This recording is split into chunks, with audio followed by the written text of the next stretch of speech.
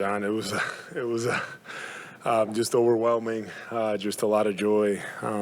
Very grateful to be in this position, and just glory to the Lord. Looking at my teammates, looking at everybody, my son and my wife there, my dad, found them over in the crowd, and just a lot. That was just a grinded out type of game. It was a hard game. A lot of credit to the Pacers. Just a team that just did not quit. Their fight is unbelievable. They didn't make excuses. They continued to play, and they pushed us. They pushed us to the edge. What are your thoughts on Jalen getting the recognition of that East Finals MVP award and his performance throughout the series? Yeah, I think it's great. Jalen deserves it. Has really been playing so well this year. You can see the improvement in his game,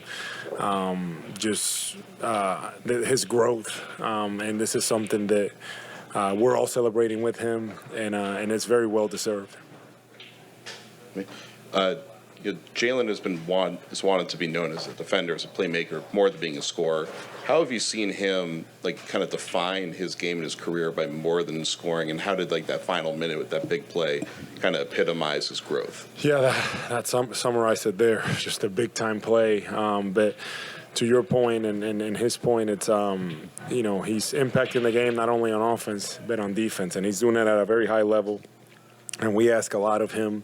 I mean, tonight, he started out guarding Nemhard, and then he switched up to Siakam, and then he was probably on Turner. He was on different people, just, all over. And that versatility is what makes us so tough as a team, I think, because we have multiple guys that can do that, and Jalen does it at a very high level. Al, 1 year ago today, D. White gets the tip in against Miami. You guys have one more game to play after that. Tonight he gets the 3. You guys have no more games to play. What's the difference in the emotions between those two nights?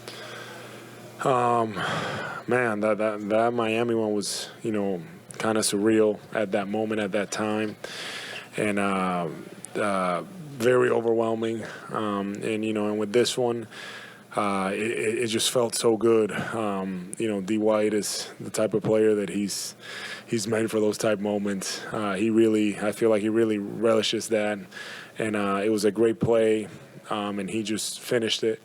And for us, obviously we're just we're not satisfied, and we're enjoying this one tonight. But we different than last year. I feel like our mindset is very clear. We understand what we need to do. We need to finish this.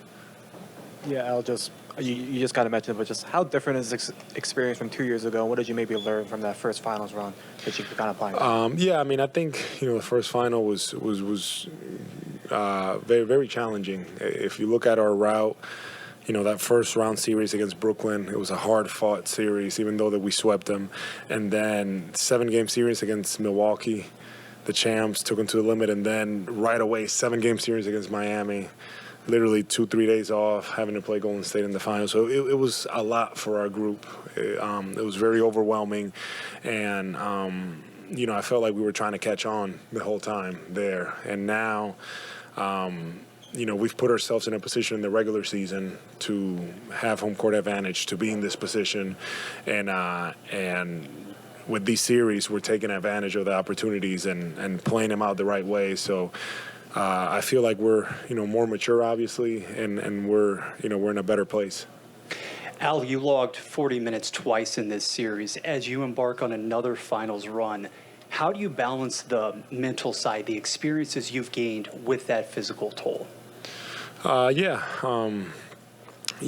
I'm just grateful to be in this position, and in the summertime, getting prepared.